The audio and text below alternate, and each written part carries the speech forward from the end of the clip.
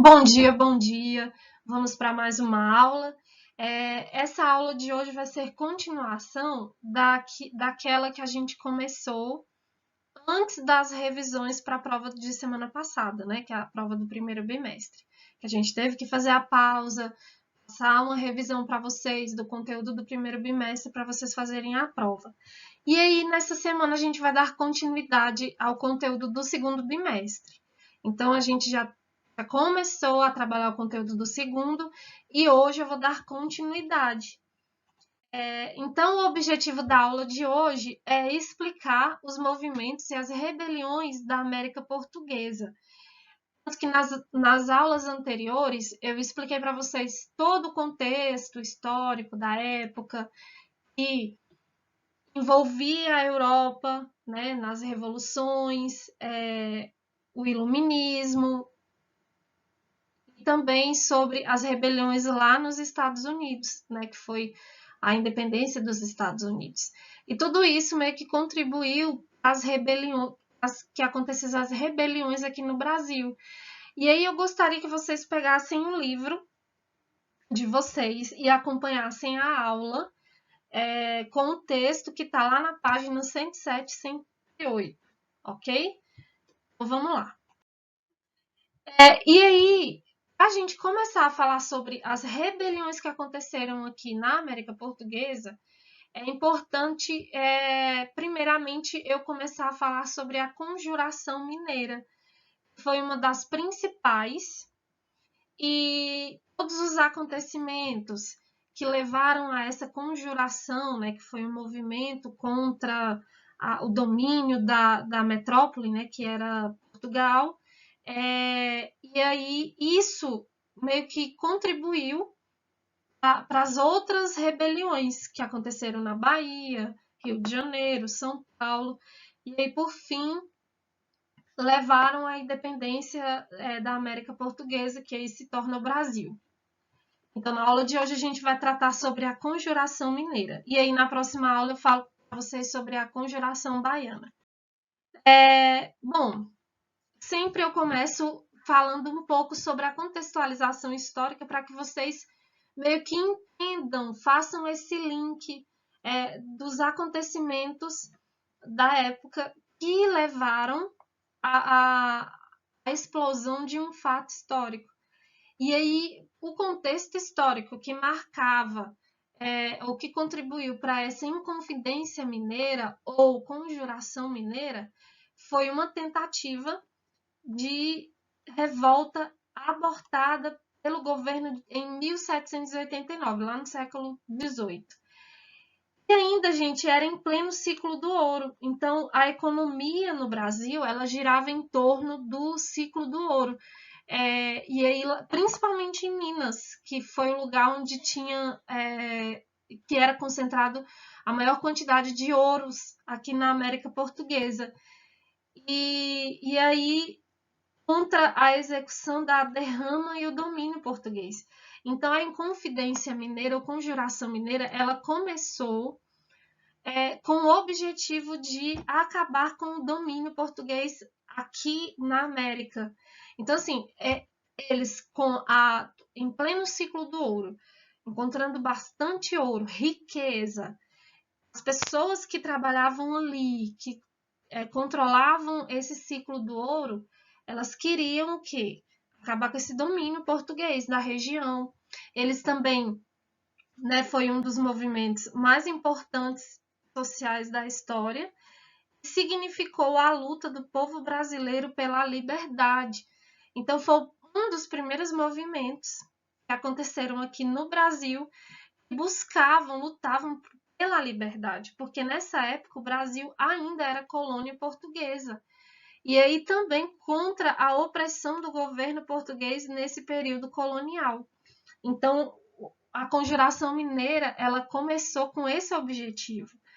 Isso é importante para a gente perceber que aqui no Brasil nós também tivemos esses movimentos contra a metrópole, contra esse domínio europeu, e que eles lutavam também por uma independência. E aí, no final do século XVIII, o Brasil ainda era colônia de Portugal e sofria com os abusos políticos e com a cobrança de altos impostos.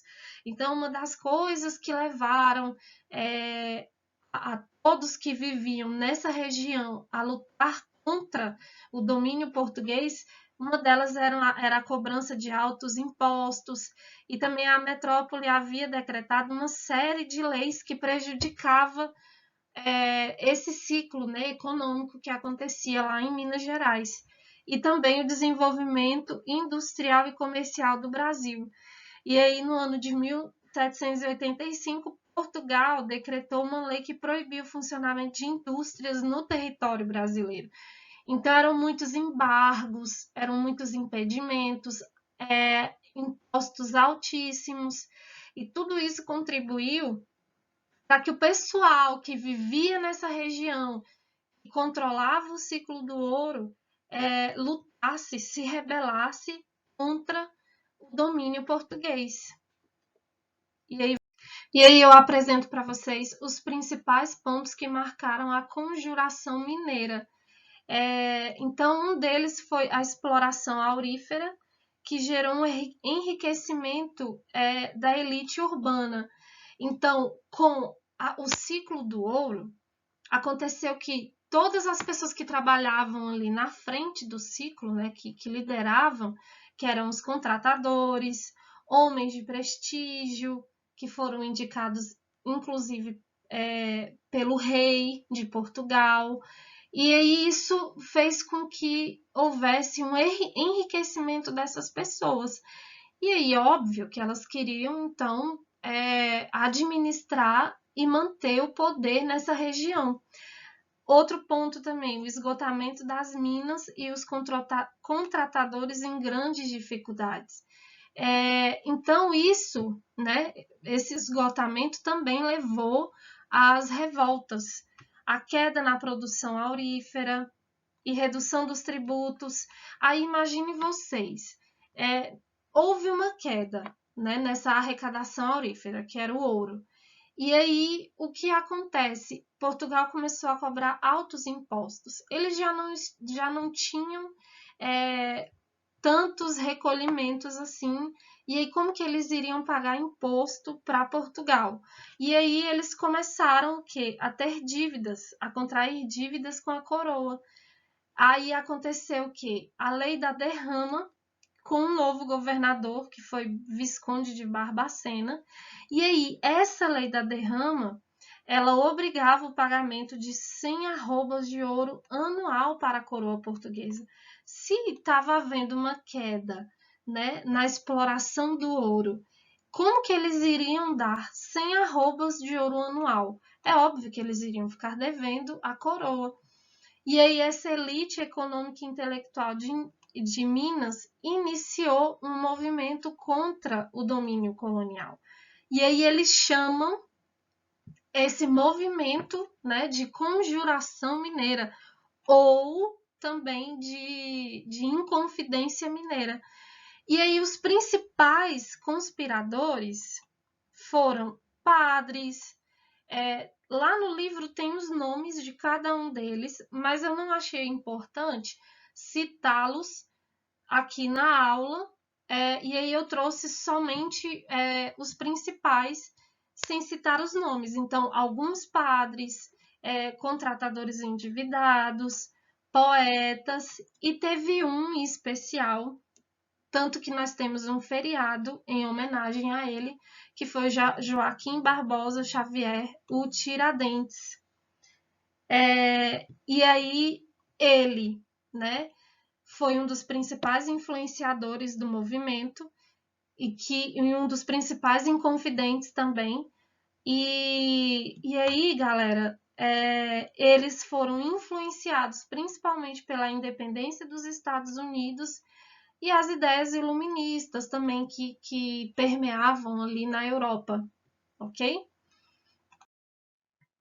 E aí, quais eram os principais objetivos da Conjuração Mineira? Proclamar uma república em Minas. Uns eram a favor do fim da escravidão e outros não. Perdão de todas as dívidas com a Fazenda Real instalação de manufaturas na capitania, liberação do distrito diamantino, fundação de uma universidade. E aí, gente, como eram várias reivindicações, e aí como o domínio português ainda era muito forte aqui no Brasil, esse movimento não se realizou. Ele foi denunciado por alguém, e aí o que aconteceu? Iniciou-se um processo contra os conjuradores, e estes foram acusados de inconfidência, ou seja, de infidelidade à monarquia portuguesa. E aí o que aconteceu? Um deles foi executado, que foi Tiradentes. Tanto que nós temos o feriado de Tiradentes. Ele foi esquartejado, olha que macabro, e os seus restos foram expostos em poste das cidades mineiras. Gente, tudo isso é para mostrar que todo aquele que se rebelasse contra a coroa portuguesa iria sofrer dos mesmos danos que Tiradentes sofreu.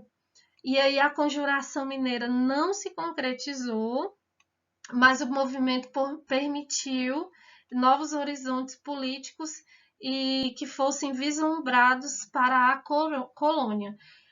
A Conjuração Mineira, ela não se concretizou, porém, ela exerceu fortes influências em outras inconfidências, em outras rebeliões, e assim, ela é lembrada até hoje, principalmente pela morte de Tiradentes, ok?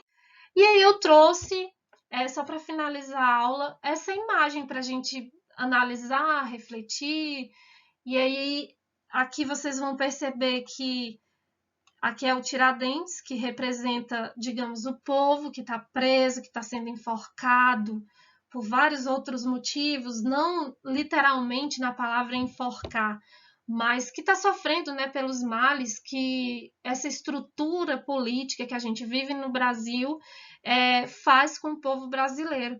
E aqui nós temos a igreja, que ainda exerce forte influência, e aqui que representa o Estado, né, o soldado. E ele pergunta qual o seu último desejo. E aí Tiradentes responde, e que representa o povo brasileiro: quero que os políticos deste país criem vergonha. E aí, se a gente analisar essa charge, ela é muito atual, né, desse momento político, né, que nós vivemos aqui no Brasil. E se vocês analisarem, gente, essa estrutura política, ela acontece há muito mais tempo do que a gente imagina, ok? E aí é isso.